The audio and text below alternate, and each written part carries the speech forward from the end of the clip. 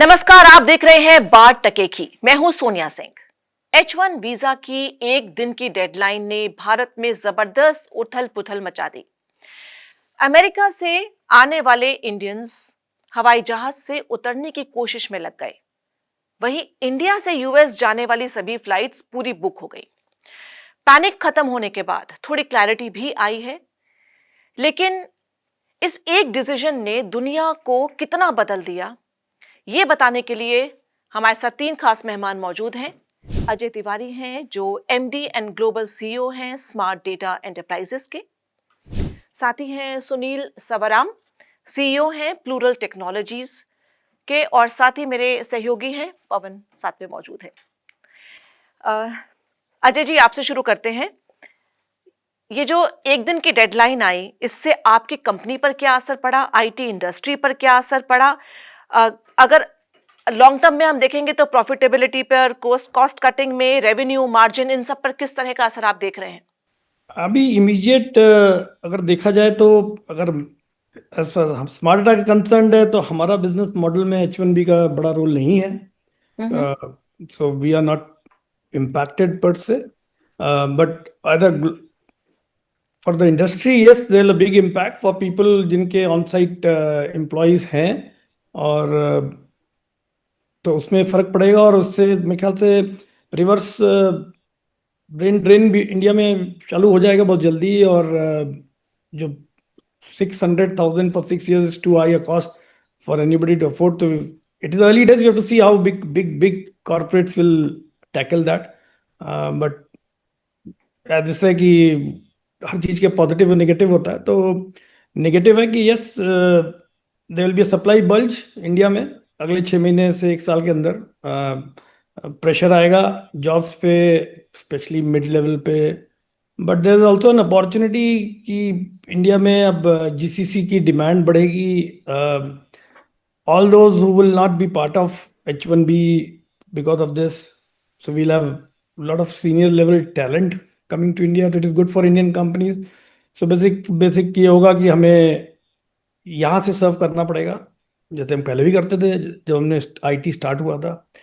तो अभी I think जिनका मॉडल था कि ऑन साइट 1+4, एक बंदा वहाँ 4 बंदे यहाँ, उनको तो डेफिनेटली इम्पैक्ट पड़ेगा, टीसीएस और बड़ी कंपनीज जो हैं। But for mid size company for us I think there is an opportunity है। जी, अपॉर्चुनिटी की बात करेंगे, लेकिन सुनील, आउटसोर्सिंग डिमांड वैसे भी कम हो रही है, और एक पीछे डेटा आया था लास्ट क्वार्टर का कि आईटी हायरिंग इंडिया में कम हो रही है। उस सबको देखते हुए प्लस अब एक हालांकि इसका इतना इंडिया के उससे इम्पैक्ट नहीं है, लेकिन फिर भी आपकी कंपनी पे कुछ असर पड़ने वाला है क्या? या फिर अगर आप टीसीएस, इन्फोसिस की बात करें तो उन पर किस तरह का असर है? सो जैसे अभी टीसीएस जैसे कंपनियों में ना, even today, even the likes of Amazon, काफी सारे H1Bs उधर ही जाते हैं वैसे कंपनी में, टेंस ऑफ थाउजेंड्स। अभी वैसे भी एनुअली पूरा 65,000 प्लस 20,000, 85,000 पूरा कोटा है। उसमें इंडिया का ऑलमोस्ट 70%, विच इज अबाउट 50-60,000। उसमें 40,000 तक तो कुछ 10 कंपनी के अंदर ही ले लेते हैं, just to get a perspective. अभी हमारा कंपनी में ट्रम्प का फर्स्ट टर्म में ही ऐसा हो गया है कि we stopped all H1Bs। Okay, तो देन इम्पैक्ट काफी जीरो है, for all mid size to smaller companies. क्योंकि इवन कंपनीज लाइक टीसीएस, एक टाइम पे ना there is a ratio called on site and off site ratio, वो काफी बड़ा रहता था 20% तक। अभी ऑलमोस्ट 10% भी हो गए, कभी कभी उससे भी कम होने के चांसेस है। तो ऑलरेडी 10 लोगों में एक आदमी उधर रहेगा और उससे भी कम रहने वाला है। And we are talking about, वो क्लैरिफिकेशन तो दिया गया है कि ओनली नेट एप्लीकेशंस के ऊपर ये फीस है। मतलब वो जो 50,000 to 60,000 न्यू एप्लीकेंट्स के ऊपर ही वो इफेक्ट होने वाला है। But if you see the total staff और the head count that is available through Indian diaspora and Indian affiliates of the US, that is going to be probably in hundreds of thousands. So direct impact कम होने वाला है on mid to small size companies, but large companies including TCS, Infosys, Amazon, and even Tesla had applied lot for a lot of H1Bs. वैसा कंपनियों के ऊपर काफी बड़ा problem होने वाला है। एंड इफ यू सी, और भी क्लैरिफिकेशन दिया गया है कि दो चीज, ओके, एक तो प्रिवेलिंग वेज रेट्स बढ़ाने वाला है, मीनिंग अगर ओके करंटली अगर कट ऑफ है फॉर सर्टेन पोजीशन के लिए $80,000, वो ऊपर जाने वाला है, मिनिमम $120,000 पे डॉलर्स या ऐसा कुछ पे किया तो ये हम ले लेंगे। ये नंबर सही नहीं हुआ फिर भी, बट अगर ऐसा चेंजेस आने वाला है वो एक है। एंड देन इससे पहले तो लॉटरी सिस्टम था, किसी को $75,000 दिया गया है, किसी को $150,000 वाला जॉब है। इससे पहले तो लॉटरी में मिलता था। अभी नया रूल आने वाला है कि only higher rates, higher skills and higher pay wage लोगों को ही मिलने वाला है। सो स्ट्रेटेजी तो ये है यूएस की कि okay only high skilled and high paid labour को ही रखने का, एंड बाकी सबको ओके कम कर लेने का। I think to your point about okay how are we impacted, I think काफी कम। Okay so mid to small size companies के ऊपर काफी कम असर पड़ने वाला है बिकॉज ऑफ दिस। सुनील, मैं ये कह रहा था कि बल्कि ये सवाल सुनील और अजय जी दोनों से है। अजय जी आपके पास अभी मैं आता हूँ, पहले सुनील, जो पोजीशनिंग है या जो आप कहें कि एक तरह से फसाड क्रिएट किया है, उसमें पहली नज़र में देखने से ऐसा लगता है जैसे कि इसमें बहुत बड़ी कोई डिप्लोमेसी इन्वॉल्व हो। पर कल जब मैं सुन रहा था ट्रम्प साहब को, तो उनके कोलीग जो सीनियर कोलीग हैं बता रहे थे कि साहब इसका जो जैसा ये दिख रहा है ऐसा नहीं, एक्चुअली हम अमेरिका को फिर से एक नई जगह पे ले जाना चाहते हैं जहां अमेरिकन को रोज़गार मिलेगा, बाहर से लोग आते हैं यहाँ का रोज़गार खाते हैं। जो वो क्लेम कर रहे हैं क्या सच में यही है, या इसमें कुछ और भी आप देखते हैं जिसमें इंटरनेशनल ट्रेड इन्वॉल्व है, जिसमें भारत सरकार को नीचा दिखाना इन्वॉल्व है, जिसमें भारत सरकार से अपनी बात मनवाना इन्वॉल्व है? ये सवाल अजय जी आपसे भी होगा, पहले सुनील से बात कर लेते हैं। हाँ, आई थिंक ये this is a very critical point. Pawan ji आपने जो बोल रहे हैं अभी, इफ यू सी अभी we should also understand Trump का style of okay politics and okay art of deal making उनका। So we have seen first term में भी देखा, अभी भी देखा, and we have seen what he did with China, okay Brazil, Russia and everything. अभी अगर देखा गया तो लास्ट 1 मंथ में there is lot of pressure on India specifically about stopping buying any oil from Russia. तो Trump का style यही रहते है 250% कर दो टैरिफ पहले, तो देन 150 करो, 100 करो, come to a point and make a deal. Okay so I highly okay suspect that there is that element also involved. नहीं तो I will give you simple examples. This is bureau of economic analysis of US department of commerce में देखा गया तो their net exports of services are high by $300 billion directly देखा गया तो, अगर if you take their affiliate companies also more than $500 billion का excess है। They are exporting 2.1 trillion, importing 1.5 trillion, okay, of services। मतलब they are already excess in services। तो ऐसा नहीं है कि it is directly going to help something by doing this। There are two aspects international okay politics में, तो I think there is a lot of pressure on India to stay away from Russia। okay उसका तो 100% कुछ ना कुछ है उसमें, okay to bring pressure. Okay timing, अगर टाइमिंग देखा गया तो, and another thing okay to give benefit of doubt, so this is also time when new applications okay get okay submitted के लिए जस्ट प्लानिंग होता है। एप्लीकेशन तो submit होता है फरवरी या मार्च में नेक्स्ट ईयर में, बट उसका तैयारी हो जाता है, कुछ ओपनिंग डेट आता है अक्टूबर में। So they also release it at a time okay where people are aware okay that whenever you apply इतना ज्यादा फीस रहने वाला है। आप कैसे देखते हैं इसको? सेम सवाल है आपसे भी। नहीं, इसमें आर्म ट्विस्टिंग तो है ही, नो डाउट। एफटीए होने वाला है हमारा और उसके पीछे, बट मेरा ये भी मानना है कि जो जो बोलते हैं ना कि टाको ट्रम्प ऑलवेज चिकन आउट, वो भी होगा आने वाले टाइम में। क्योंकि आप टैलेंट कहाँ से क्रिएट कर दोगे भाई? एक साल में आ जाएगा टैलेंट आपके पास। 71% आप H1B इंडियंस को लेते हो, तो there is a reason why you are bringing them in, right?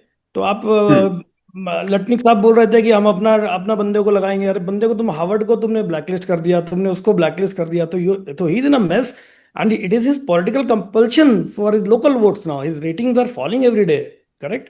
तो ये तो निगोशिएशन टैक्टिक चलती रहती है मार्केट में। But as a company organisation, हम बिजनेस वाले लोग हैं, हमें इसको पहले ही देख लेना चाहिए था कि आ रहा है, right? We can only control the controllables. As a business, why we should be landing our business on something which is in the hands of America, any country?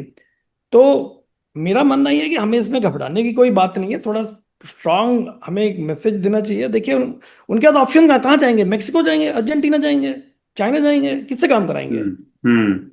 ऐसे परसीव जब जब खतरा मंडरा रहा था अजय जी, ऐसे कैसे चूक हो गई? आपके जैसे प्रोफेशनल जो इंडस्ट्री में हैं, जो निगाह रखते हैं, जो कंपनी के सीईओ हैं, जिनका इंटरेक्शन चलता है, मतलब सबको लग रहा था कि कुछ ना कुछ होगा। ये नहीं लग रहा था कि ऐसा होगा इतने बड़े आकार प्रकार का, पर ये लग रहा था कि होगा। पवन जी, हमने इसे फोर्स ही कर दिया था। मैंने अपनी लीडरशिप को बोला था कि 19 जनवरी को दुनिया बदलेगी, जब ट्रम्प साहब ने ओथ ली थी। और उसके चलते ही देखिए इंडियन कंपनीज को डाइवर्सिफाई करना चाहिए। बहुत यूएस हो गया। हमने ऑलरेडी एशिया पैसिफिक और इमर्जिंग मार्केट में अपने मार्केट्स खोल दिए हैं। हम मतलब एज ऑर्गेनाइजेशन में बात कर रहा हूँ। हमने दुबई ऑफिस खोला, यूके ऑफिस खोला, ऑस्ट्रेलिया ऑफिस खोला पिछले 1.5 साल में, क्योंकि हम यूएस के ऊपर नहीं रिलाई करना चाहते थे। हम we want to curtail down the pie. और तो लेकिन दूसरे मार्केट्स कौन से हैं? देखिए, एशिया पैसिफिक मार्केट है, मेना मार्केट है, यूरोप मार्केट है। They also need IT services. IT is the backbone of everything today. तो डिमांड है वहां पे। वो एक यूएस का एक रट लग गया था आसान। It is low hanging fruit. और actually if you look at it on the service side, there is no innovation, you are just repeating the same thing. तो इंडियन कंपनीज को प्रोडक्ट की ओर जाना चाहिए, अपने प्रोडक्ट बनाने चाहिए। Even Indian market itself is huge. हमने इंडिया मार्केट भी एंट्री करना शुरू कर दिया है। सो H1B तो हमने कभी रखा ही नहीं, क्योंकि वो लिटिगेशन, वो रेगुलेशंस पे क्यों हम बिजनेस चलाएं। But what will happen is, ये जो ऑन साइट को हटाएंगे ये लोग, तो बैकफिल कैसे करेंगे अपनी रिक्वायरमेंट्स को? They will come to India और एन ऑफशोर नेशन। हमने एक और गलती करी कि H1B में actually what they are saying, I agree to some part, कि वो लो अर्नर्स को ला रहे थे। अगर आप चाइना का H1B को कंपेयर करिए इंडिया के, तो चाइनीज प्रीमियरली PhDs हैं, स्कॉलर्स हैं। वो जाके वहाँ का इनोवेशन समझ के यहाँ पे वापस आते हैं। हमारे यहाँ तो 4 साल का सॉफ्टवेयर इंजीनियर, उसको भेज दिया जाता है। कॉस्ट आर्बिट्राज का फायदा लिया जाता है। कंपनी बना, बड़ी बड़ी कंपनियों ने उसमें काफी पैसा कमाया। अब उनको भी समझ में आया कि भाई ये नंबर से नहीं चलेगा आईटी बिजनेस, आपको आउटकम बेस्ड होना ही पड़ेगा। जो इंडियन आईटी मेरे ख्याल से तैयार नहीं है कि घंटे के हिसाब से बिलिंग करना है और हम टाइम शीट भेजते हैं, वो जमाने लद गए। आने वाले समय में आपको result oriented outcome based software देंगे तो लोग पैसा देंगे, चाहे अमेरिकन हो चाहे नॉन अमेरिकन हो। तो पवन, यानी कि जो ओवरऑल इंडियन आईटी इंडस्ट्री की बहुत बड़ी ज़रूरत बन गया है पिछले 2-3 साल से, अगर हम देखें लगातार डाउन ही जा रहा है। कोई नई इनोवेशंस नहीं है, कोई एआई में कोई मास्टर। पहले से है। अभी इन्फोसिस किस लिए जाना जाता है? प्रोडक्ट उन्होंने बड़ी कंपनियों में तो मैं देखता हूँ कि कुछ इनोवेशन भी होने चाहिए। पर देखिए अमेरिका को ये बात समझ में आया कि आप मैं ये कह रहा हूँ कि इसमें चाहे नफरत कर दीजिए, दुश्मनी कर दीजिए, मेल मिलाप नहीं है, अलाइन नहीं है हिंदुस्तान और अमेरिका, ये बात अपनी जगह है। लेकिन ये बात भी उतनी सही जो अजय जी ने जिस तरफ इशारा किया, बल्कि इशारा नहीं किया बल्कि उन्होंने साफ साफ कहा कि आप कब तक ये करते रहेंगे? चाइना की तुलना अपने से करना चाहते हैं, लेकिन चाइना ने जिस तरह से H1B वीज़ा में जिस तरह के ट्रेंड और हाईली कॉम्पिटेंट अपने अपने लोगों को वहाँ भेजते हैं। तो वो पॉलिटिकल सोच नहीं है इंडिया में? वो पॉलिटिकल सोच जो थी कि भाई वहां से वहां पे आप सीखिए और आके फिर अपने देश में बनाइए, हम आपको पूरा इंफ्रास्ट्रक्चर देंगे। वहां का कंपैरिजन देखिए, इंडिया का कंपैरिजन देखिए, कोई वापस से नहीं आना चाहता इंडिया। हम लोग एक्चुअली ब्लू कॉलर्ड वर्कर्स बन गए हैं दुनिया के लिए, we are not white collars. Let's face it. आप यूपी में जाइए, बिहार में जाइए, उधर पे हर घर के दूसरी मंजिल बन गई क्योंकि बेटा बाहर है, एक गाड़ी आ गई, बहू भी आईटी से चाहिए। तो ये तो एक मानसिकता हमारी वैसी हो गई है साहब। तो हमें अगर इनोवेशन की बात करनी है, देखिए इनोवेशन वहां पे इंडियंस ही तो करते हैं जाके। How can they become innovative there and not here? Because यहाँ पे व्यवस्थाएं नहीं है, सिस्टम नहीं है। स्टार्टअप की बात करते कितनों को पैसा मिलता है? मैं तो 25 साल से इंडस्ट्री में देख रहा हूँ, कितने सरकारें आई और चली गई, बट मेरा कहना क्या है कि आपका कोई व्यवस्थित प्लान प्रोग्राम नहीं था। अगर आप आईटी को इंडिया, आपने बड़े बड़े कॉन्ट्रैक्ट इन्फोसिस और टीसीएस को दे रखे हैं इंडिया में भी। इंडिया में लोगों के पास टैलेंट नहीं है। सो देन पीपल से यार कुछ नहीं मिलता तो पैसे कमा लो वहां जाके। एक सवाल हमारे मन में आया था कि वेम्बू साहब को मैं पढ़ रहा था, जिसमें उन्होंने कहा, बड़े ठंडे दिमाग से उन्होंने लिखा हुआ है, ट्विटर पे जहाँ तक मुझे याद आता है कि आज बल्कि अखबारों में छपा हुआ है, जो दिल्ली में मैंने देखा, उन्होंने कहा सभी प्रोफेशनल से कि कहाँ उन सब चक्करों में पड़े हो, हिंदुस्तान आ जाओ, पार्टीशन जैसी बात है, यहाँ पे सिंधी आके सफल हुए इस देश में, आप लोग भी आएंगे तो यहाँ पे जाके सफल होगा, 4-5 साल आपको करियर बनाने में लगेगा। सुझाव अच्छे हो सकते हैं, लेकिन देखिए जिसको आदत लगी हुई है उस तरह के ज़िंदगी जीने की जो यूएस में आपको मिलता है, वर्क लाइफ बैलेंस। हाँ, वो यहाँ पे आके आप फिर से वो नई दुनिया बसाएं। मैं सिर्फ ये जानना चाहता हूँ आप दोनों से कि क्या हिंदुस्तान, सबसे पहले तो ये बताइए सुनील आपसे कि हिंदुस्तान में से H1B वीज़ा मिलने से हिंदुस्तान की इकोनॉमी और हिंदुस्तान का जो आईटी सेक्टर है उसका कितना डैमेज हुआ है पिछले 20 साल में, उसके बाद अब वो जब वापस आएंगे तो क्या इतना फायदा होगा, वो अजय जी से पूछेंगे। ठीक है। आई थिंक सी पिछले 20 साल में तो एग्जैक्टली नंबर्स मुझे बताने हैं, but on an average okay 50,000 लोग तक yearly okay are the new beneficiaries of H1Bs from India.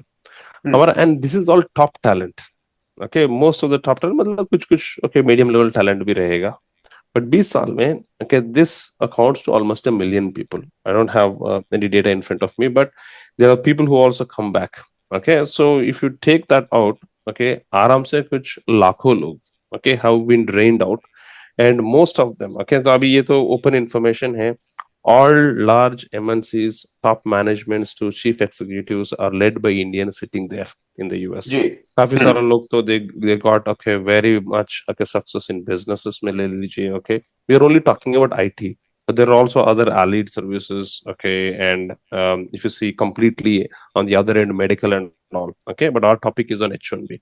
So I think there is definitely a huge direct impact on the brain drain out of it.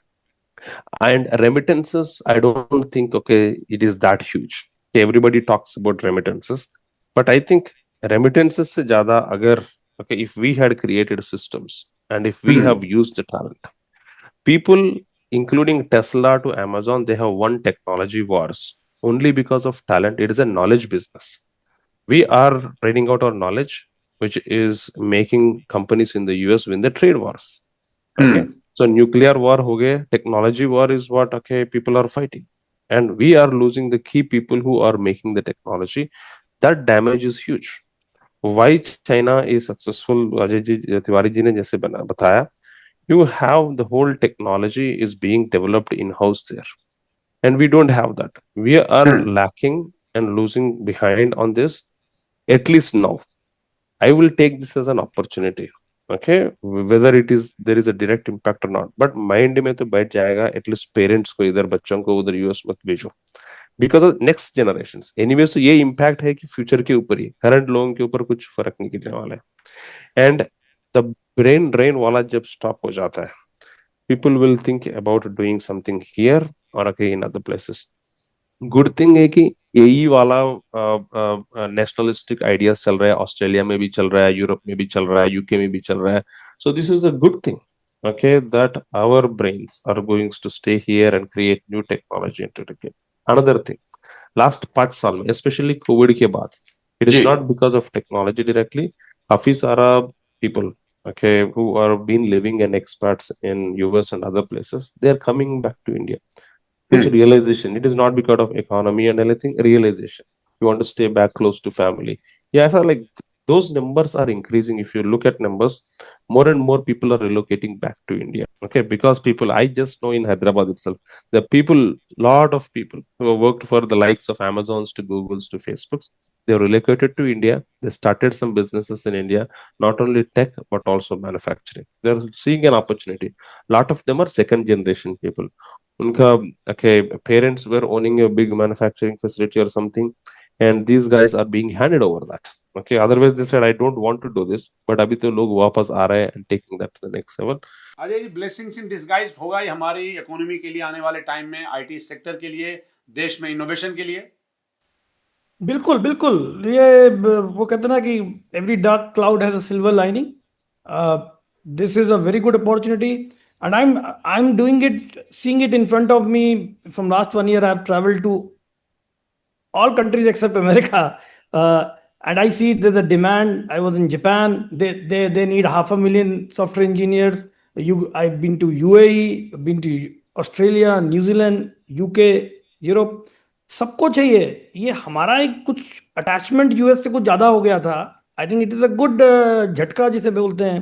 अब जहाँ तक आप blessing in disguise की बात करते हैं, तो देखिए, this is not just increase of visa fee, this is signal from America कि they want to encourage local hires. Now local hire कोई मट्टी का कोई घड़ा तो है नहीं, कल बन जाएगा। इनको अपनी यूनिवर्सिटी में चेंजेस लाने पड़ेंगे, 5 साल 10 साल की बात कर रहे हैं। तो अब अपॉर्चुनिटी है ऑफशोर डिमांड की। So we will become visa free and risk free partner now. इसमें हुआ होगा क्या कि मतलब दरअसल एक एक एक सोच मतलब आप एकदम से नुकसान हो जाएगा, बहुत ज़्यादा हो जाएगा, वो थोड़ा मुझे लगता है कि हम लोग अभी थोड़ा एम्पलीफाई करके अभी देख रहे हैं शायद। और जब जब नीटी ग्रिटी में आप जाएंगे तो तब पता चलेगा कि नहीं, इतना शायद नहीं हो रहा है जितने की देख के लग रहा था। पर अगर अमेरिका की बात करें तो उस पर क्या असर पड़ेगा? अगर हम देखें कि चाहे जितने भी global CEOs, Indian global CEOs Indian origin के हैं, वो सब H1B वीजा पे ही गए होंगे एक टाइम पर। तो आने वाले टाइम में तो वो वाले तो खाप अब नहीं जाएगी। और उसके अलावा जो startup capital of the world बोला जाता है सैन फ्रांसिस्को, उस एरिया को, तो अब क्या वो शिफ्ट होके बैंगलोर, हैदराबाद हो जाएगा? मतलब कितना कितना टाइम आप देखते हैं इसको? 6 साल, 6 महीने, 15 साल? आईआईटी के सारे इंजीनियर्स यूएस चले जाते हैं। True. So I think one important thing, okay, so कभी भी कोई भी country एक policy बना रहा है, okay, they should have a strategic vision to achieve that. For example, अगर कुछ सॉफ्टवेयर बनाने के लिए मिनिमम 7 साल का एक्सपीरियंस का आदमी लगते हैं, फ्रेश आउट ऑफ कॉलेज वाला आदमी आके नहीं कर सकते। मतलब अगर आप एक नया पॉलिसी लेके आ रहे हैं वेयर यू आर रिप्लेसिंग, वो तो पहले ओनली हाई स्किल्ड लेबर वाला का बात है। हाई स्किल्ड मतलब मिनिमम 5 से 10 साल का एक्सपीरियंस वाला लोग। अगर आप 5 से 10 साल एक्सपीरियंस वाला लोगों को पूरा हाल्ट करने के लिए ट्राई कर रहे हैं, मतलब उतना सप्लाई आपके पास तैयार करने के लिए आपको 5 से 7 साल पहले स्टार्ट करना चाहिए, so that they had experience in replacing. वो प्रिपरेशन नहीं है यूएस में। There is going to be huge impact already. जितना भी बड़ा कंपनी से, okay, they are already flocking and okay, talking to various senators and getting the word that it is going to very negatively impact them. Any economist in 5 minutes will say there is going to be more damage to the US. इसमें दो बात है। Sometimes it is okay to take a temporary pain for a long-term gain. Either US is well prepared to take that pain for next 5 years and they are willing to go down for the next 5 years and then go up because आपने उतना supply बनाया है, talent बनाया, then ठीक। But I don't think वैसा चीजें है उधर, and you will be surprised, okay, their education system has gone so down। जिसको सेल्फ टैलेंट है वो लोग जुकरबर्ग बनता है, नहीं तो बाकी लोगों को डम से डम हो रहा है। बेसिक मैथ भी नहीं आता है बच्चों को। Like when you compare a 5th grade या 10th grade student there in India, जमीन आसमान का फर्क रहेगा। So there is larger problems which we cannot talk in this forum, but there is going to be a lot of negative impact directly on the US for these things। but अभी हमने एक बात करा था, अभी India के ऊपर क्या नुकसान for us, it is a very important to understand। H1B is only causing क्या 50,000 या 60,000 people का employment उधर उनकी कंट्री में, हमको directly impact है। then the biggest blow will come from something called Hire Act, halting of international relocation of employment। already I think एक senator ने ऑलरेडी इंट्रोड्यूस किया ये bill. This is about, this will cause a big problem to India even as early as next month. वो the act is talking about 25% tax on US companies who are importing any services from India और anywhere. मतलब अभी हमारे पास हमारा लोग उधर जाके काम करने की जरूरत नहीं, हम इधर से भी काम करके अगर उधर बेचा जाता है उसके ऊपर 25% टैक्स उधर कंपनीज को रहेगा, and they will not get any deductions and any benefits. तो 25% इज ह्यूज। एक तरह से टैरिफ ही हो गया ये। Yeah, it is a tariff, okay, it is very equivalent to tariff if you say, right? And then think about what will happen. Supply, okay, sorry, the demand will go low, okay, all of a sudden they'll cut costs, they will take excuses as if it is COVID time of excuse। Okay, दिल से ने हमको cost cutting करना पड़ेगा, देखो अभी government ने बनाया रूल, हमने we did not think about it. So काफी सारा प्रॉब्लम ओके हो सकता है because of that act, okay, not because of H1B का काफी मिनिमम इम्पैक्ट रहेगा to companies who are already sitting in India. H1B will impact lot of businesses, Indian affiliates, okay, so affiliates of Indian companies working in US, उनको impact होने वाला है. Directly India में बैठ के इंडिया के revenue के इम्पैक्ट तभी होगा व्हेन ये हायर एक्ट वाला अगर उसमें कुछ भी अगर आगे जाता है, जी it will definitely create chaos and even हमारा year on year growth rate will go very low. Okay, and इधर भी again job market में problems आने के chances है. But if we realize that this is an opportunity to have world minus US, ये जो चल रहा है अभी, okay, world minus US वाला strategy, we have to diversify. Okay, so about all economies including Middle East and Japan, but a much larger market is Africa. Africa is going through a time, okay, where a lot of basic infrastructure, right from data centers to telecom to, there is so much, okay, that they want. I see Africa is new America, okay, from opportunities perspective. So there is a land of new opportunities होने वाला है. In fact, I पर just पैसा met with कहाँ है वहाँ? See, so yeah. Now, if you see about okay the things that are happening, उधर ना ये nationalistic फरोल वाला revolution उधर चालू हो गया. So Burkina Faso का that person, okay, is very famous. He is exposing, okay, and there is lot of Africa as a whole continent is working together as one thing. They are realizing they have written agreements in 1940s and 47s as independence, where they are paying taxes on their own stuff. So there is a lot of things that are happening which will have a hold on their own resources is one thing. They are thinking about manufacturing locally. Their talent is also returned from Europe and US and all places. I've been working with, okay, so very high management people in African nations. Amazed.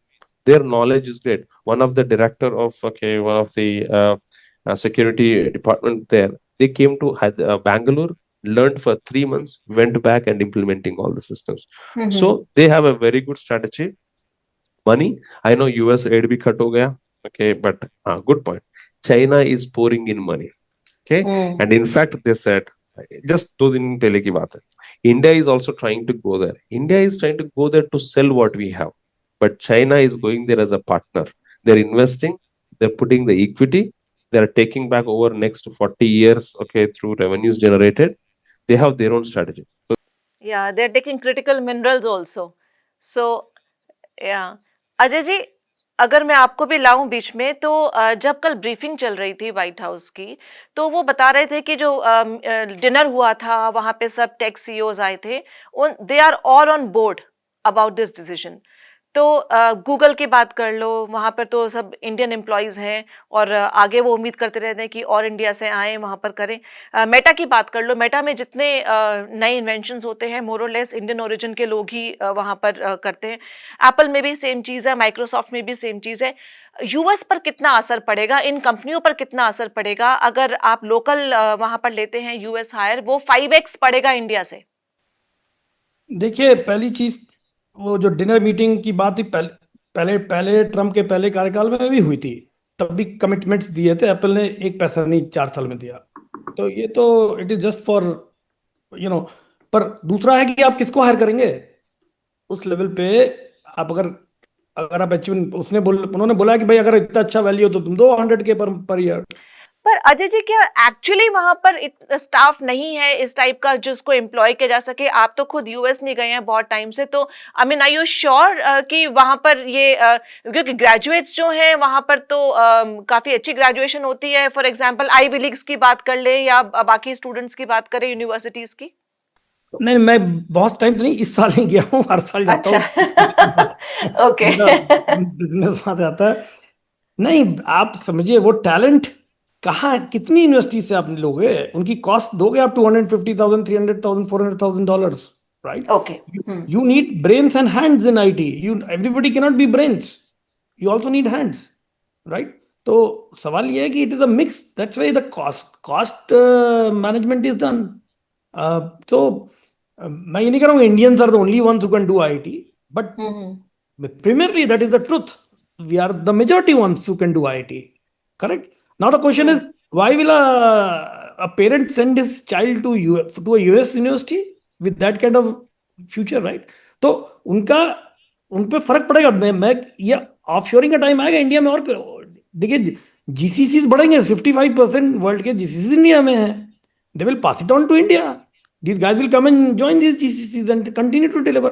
देखिएगा model खुलेगा इनके office. पर बने तो सही, वो तो कई बार हम अपनी जो अपॉर्चुनिटी होती है उसको लूज कर जाते हैं, चाहे वो इनिशियली अगर हम याद करें सेमीकंडक्टर की जो एक अपॉर्चुनिटी थी वो भी हम लूज कर गए थे। एक बार आई थिंक 6-7 या 10 साल पहले की बात है, टेक्सटाइल वाली अपॉर्चुनिटी भी सब कुछ वियतनाम के पास चला गया था, हम लोग वहीं रह गए थे। तो वो डिपेंड करता है। सेमीकंडक्टर भी वियतनाम चला गया, फिर बड़ी मुश्किल से हम लोग पीएलआई में उसको एग्जैक्टली पकड़ के लाए हैं। तो जो हमारी अपॉर्चुनिटी होती है हम उसको कैश भी कहाँ करते हैं, मतलब अगर, और वैसे जो आप ग्रेजुएट्स की बात कर रहे हैं तो वो F1 ग्रेजुएट्स पर तो ये H1B वाला चक्कर अभी लागू नहीं होता, क्योंकि 3 साल तो ओपीटी मिलेगा आपको। ओपीटी के बाद अगर आप उसको कन्वर्ट कर लेंगे H1B में तो ये 100,000 की फीस भी आपको नहीं देनी पड़ेगी, क्योंकि आप यूएस में ही कर रहे हैं, राइट। अगर आप ग्रेजुएट करके, इंडियन स्टूडेंट ग्रेजुएट करके जाएगा तो उसे जॉब के लिए H1B चाहिए होगा वहां पे काम करने के लिए। हाँ, इंडिया से अगर ग्रेजुएट करके जाएगा तो डेफिनेटली, लेकिन अगर वो वहीं से यूएस से पढ़ता है तो इतने प्रॉब्लम नहीं है। हाँ, तो यूएस से पढ़ता है तो उसमें इतना, एक तो क्वांटम का बात है और क्वालिटी की बात है, दोनों Right. चीजें चाहिए अमेरिका को, राइट। तो क्वांटम नहीं होगा इतनी यूनिवर्सिटी से, सब आईटी की ट्रेनिंग नहीं करते वहां पे, सब कंप्यूटर साइंस नहीं करते हैं। कंप्यूटर साइंस एक पर्टिकुलर ब्रांच होती है, बाकी there other fields, right. The other thing is, look at the number of people who graduate from US.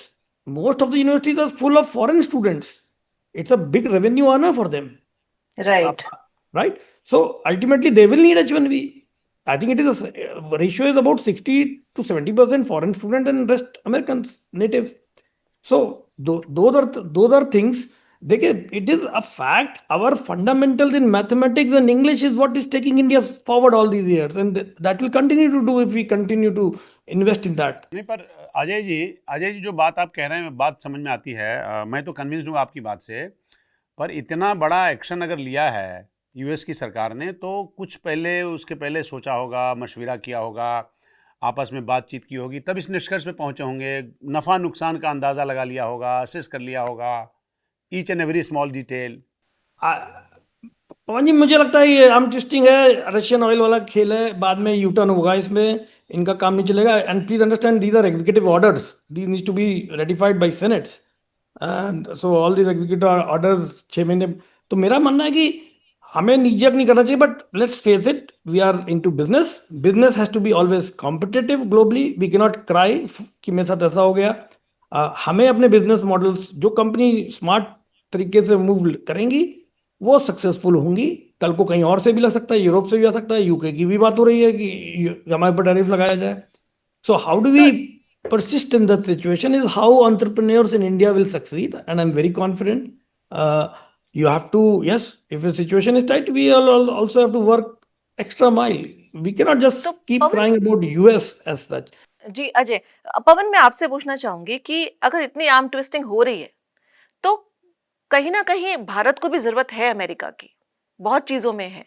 हम क्यों इतना एक हाई मॉडल ग्राउंड लिया हुआ है, क्यों नहीं हम थोड़ा सा एकोमोडेट करते कहीं पर? क्या उसका क्या पॉलिटिकल रीजन होगा? नहीं, उसमें सोनिया जो बात चल रही है अभी, आपने देखा होगा कि पिछले हफ्ते वहाँ के नेगोशिएटर्स आए, 2 दिन रहे, 2-3 लोगों की टीम, 2 लोगों की टीम थी कायदे से। अभी फिर पीयूष गोयल जी जा रहे अभी हैं। हम लोग गए हैं। देखिए क्या है यहाँ पे ना, तीनों को एक जैसे प्राइम मिनिस्टर कार्यालय है, उसके बाद मिनिस्टर ऑफ एक्सटर्नल अफेयर्स है, उसके बाद कॉमर्स मिनिस्ट्री है, ये तीनों मिनिस्ट्री इसमें बहुत इक्वली इन्वॉल्व हैं। राइट। मेरा अपना पर्सनल मानना यह है कि अगर कॉमर्स मिनिस्ट्री के भरोसे अगर आप छोड़ देते तो अब तक शायद इस समस्या का निदान हो जाता। लेकिन इसमें एक्सटर्नल अफेयर्स मिनिस्ट्री भी बहुत ही seriously each and every detail में घुसी हुई है। तो उनका अपना एजेंडा है, उनका अपना ऑब्जर्वेशन है, उनका अपना एक वजूद है। तो अगर कॉमर्स मिनिस्ट्री के भरोसे होता तो शायद अब तक निपट गया होता। पर मैं इनफैक्ट ये बात, मैं और सुनील बात भी कर रहे थे कि जो इन्होंने अभी पीयूष गोयल ने एक इंटरव्यू दिया जिसमें उन्होंने कहा कि साहब 15 नवंबर तक सब निपट जाएगा। मेरा पर्सनली, और मैं इस पर कायम रहूँगा कि मेरा ये मानना है कि जो जैसे अभी अजय जी कह रहे थे कि शायद ये पोस्चरिंग आगे जाके चेंज भी हो सके, टैरिफ प्रीपोन हो जाए, कम हो जाए, और ये जो फीस इन्होंने अभी बढ़ाया है इसको भी थोड़ा कम कर दे, हटा दे। इस तरह की तमाम संभावनाएं भी खुली पड़ी हैं। मतलब आपको अगर ट्रंप के मिजाज को आप समझते हैं तो बैक एंड फोर्थ तो उन्होंने कई बार किया अप्रैल से लेकर अभी तक में, तो इसमें भी हो जाएगा तो कोई बहुत आश्चर्य नहीं है। डील मतलब सावधानी से हो, केयरफुली आप करिए। देखिए भारत सरकार अभी कोई दबाव में आने के मूड में नहीं है, अगर ऐसा होता तो अब तक हो चुका होता है। तो मुझे नहीं लगता है कि अभी अच्छा अब दोबारा ये समझ गए हैं कि ना इससे ज़्यादा अगर नीचे जाएंगे तो और ज़्यादा मुश्किल होगी सरकार के लिए, घर में जवाब देना मुश्किल हो जाएगा। मैं एग्री करता हूँ। अगर आप पीछे के एक्शन देखिए ट्रम्प के, तो ये डील से पहले ये कुछ ना कुछ करते हैं प्रेशर डालने के लिए, नेगोशिएशंस के लिए। तो आई थिंक अल्टीमेटली हम दोनों को एक दूसरे की ज़रूरत है, मुझे ये लगता है। और ये देखिए अमेरिका में जो बिजनेस होता है वो टॉप 5-6 टेक कंपनी से नहीं होता है, वो small and medium enterprise is the backbone like any other country, and these guys can not afford local people, so they have to fall back on an offshore country. It can be India, it can be Vietnam, or whatever, China, right? So they have to think about it. And as far as Indian companies are concerned, we should not we should de-risk our business model on North America. I would say go to Canada, go to other countries. There are IT अब वो नहीं है कि wave की तरह धीरे धीरे चलती यहाँ जाएगी उस कंट्री में जाएगी। अब सब जगह बराबर काम हो रहा है, इनोवेशन हर जगह हो रहा है। आप स्कैंडिनेवियन कंट्री में जाइए, देखिए वहाँ पैसा है और वो लोग, उनको चाहिए काम, और बड़ा हाई लेवल काम कर रहे हैं, हम लोग कर रहे हैं वहाँ पे। सुनील ये कह रहा था कि इससे जॉब लॉस होगा, कॉमा मास एक्सोडस होगा अमेरिका से, जो वर्कफोर्स हिंदुस्तान में आएंगे, हमारे पास एकोमोडेट करने के लिए वेयरविथॉल है। और इसके साथ एक और सवाल कि यहाँ की कंपनियाँ किस तरह के रेवेन्यू लॉस, फाइनेंशियल लॉस के दबाव में आएंगी, या एक तरह से कहें तो उसका पोटेंशियल बना रहेगा। So yeah, so I think first point, Dr. Pawanji, I think mass exodus किसकी होगा? It is our students. Literally never before US has allowed so many students. मतलब this is all strategic, because every student takes आराम से कुछ 40-50 लाख का खर्चा करेगा 2 साल में, along with fees and living expenses, and वो सब तो कौन देगा? SBI देगा लोन। SBI से लोन लेगा 50 लाख, उधर डाल दिया, तो आराम से 2 बिलियन इज कुछ 16,000 करोड़ रुपीस तो हमारा बच्चे लोग उधर डाल दिया होगा लास्ट 2 साल में। अभी these people go there with a hope to get a job. First of all Trump ने ऐसा चीज करके रहे, Hyundai जैसा कंपनी में रेड करके उनको कंप्लीटली तू अरेस्ट करेगा। पीपुल डरते हैं उधर काम करने के लिए, मतलब स्टूडेंट्स वगैरह तो कुछ भी, तो लॉर्ड ऑलरेडी तो डर तो बना के रखा। And now on top of that you saying तुम द फ्यूचर में तेरे को H1 आएगा ही नहीं, $100,000 कौन देगा? नहीं देगा, कोई नहीं देने वाला है। It is literally trying to say board बंद हो गया अभी, literally that is the kind of. तो क्या जो चीफ मिनिस्टर्स हैं साउथ में, आप तो साउथ के ही हैं सुनील, तो जो चीफ मिनिस्टर्स हैं साउथ के, क्या वो भी थोड़ा सा पॉलिटिकल प्रेशर यहाँ पे कर सकते हैं कि भाई हमारे जो युवा हैं वो तो वहीं जाते हैं? 100%. See, it is especially South में it is highly possible. These are all part of political things, right? उधर ट्रम्प भी तो वही कर रहा है, to his protect his own base. Okay, he has to do these things. H1B वाला। Similarly, इधर का जितना भी खुद का मिनिस्टर का बच्चे लोग भी उधर ही है। Okay, इधर का जितने मिनिस्टर का या MLA से चीफ मिनिस्टर का बच्चे लोग, तो they will try to do whatever they can, but okay, this is a larger thing. Okay, and there is going to be all kinds of policy level, okay, and any kind of diplomatic conversations will keep on happening. But how will be impacted is, I'm talking about the ripple effect. Both Sunil both मतलब near term impact और long term impact. Correct. So near term, okay, like we are saying, वो 100,000 वाला dollar 2 महीने में ना, so I think it may go down. You literally see, because actually filing का time होता है फरवरी एंड मार्च में होता है। अभी nobody, like literally less than 1% का फाइलिंग होता है अब से फरवरी तक। मार्च में real time where 95% of applications get filed in February, March में। They also timed it well that अभी इसमें जो कुछ भी करना है अभी करो, 95 to 98% का फाइलिंग के टाइम पे वापस कुछ तो करके, okay, they may normalize it. Near term, immediately no impact, because it is not even the filing time, okay. And उसमें 2 चीज रहते हैं, एप्लीकेशन फी रहते हैं, आज ही मैं USCIS वेबसाइट में बता रहा हूँ, देन I-129 मतलब लॉटरी से पिकअप होने के बाद जो भरने वाला फीस है, ओके, उसका इंक्रीज किया। So I think application fees is not changed, मतलब कोई भी अप्लाई करेगा, लॉटरी में जाएगा, जब उसमें से उठाने के बाद you ask them to apply for 129, तब ये $100,000 अप्लाई होगा। ये इसका टाइम कब है? मार्च में आता है। सो तो ऐसा अभी रूल बनाया जिसका इम्पैक्ट मार्च तक कुछ नहीं होने वाला है।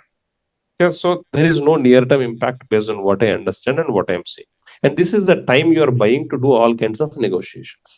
Okay, so as we are saying, so near-term there is nothing, but long-term there is going to be huge. अगर ये सच में होने वाला है, mass exodus of students not getting jobs there. India में already students को jobs नहीं है, उसके ऊपर से ये भी problem होगा, and banks will not get their loans being paid back. Okay, all these things will happen. ठीक है अजय जी, कोई लास्ट में आप अपना कमेंट देना चाहेंगे? कोई long term effect, short term effect? देखिए, ये जो आया है वो नए एंट्रीज के लिए है, जिसके लिए जैसे सुनील जी ने बोला फाइल करेंगे। तो अभी जो लोग हैं उनको वापस बुलाया गया है कि कम बैक टू यूएस। नहीं, I don't see mass exodus as being pointed out. Company will try to absorb the cost. No business, takes a knee-jerk reaction. They may absorb the cost to see what is the impact. They will also wait. Yes, outward movement may be restricted. Colleges, when students may not go, so that is a good news for Indian universities. They will get more intakes for local talent. Once, I think result will show after 6 months. And there will be a supply bulge for sure, because Great. some of the family people will get kind of nervous, so they will rather come to their hometown, take little less, and or maybe they'll come back and do some startups there. So those are the positive signs. अच्छा होगा sir देश को कुछ। अब आप लोग बाहर में काम किया, सुनील खुद यूएस में इतने 10 साल सुनील, yes, yes. 10 साल आप रह के आए, तो आप लोग जब यहाँ आके इतने बड़े एम्प्लॉयर बन सकते हैं, आईटी सेक्टर में काम कर सकते हैं, तो मुझे लगता है टैलेंटेड लोगों को भी वापस यहाँ पे आना चाहिए। अगर ब्लेसिंग्स इन डिस्गाइज है तो भी एक तरह से कही तो अच्छी बात है। नहीं, होना ही चाहिए। And I think this is an opportunity to take, saying that uncertainty में बहुत दिन नहीं रह सकते। मतलब आपको कल सुबह क्या पॉलिसी रहेगा, कल सुबह क्या होने वाला है, if you are living like that, okay, that is the worst thing for human beings. और ऐसे हालात है, सुनील और तिवारी जी दोनों से ऐसे हालात रहे तो मतलब जेनोफोबिया में पहुंचने में कितना टाइम लगता है? मैं एग्जैक्टली आपको पता नहीं कल सुबह क्या। हाँ, मतलब आप जब सरकार ही जब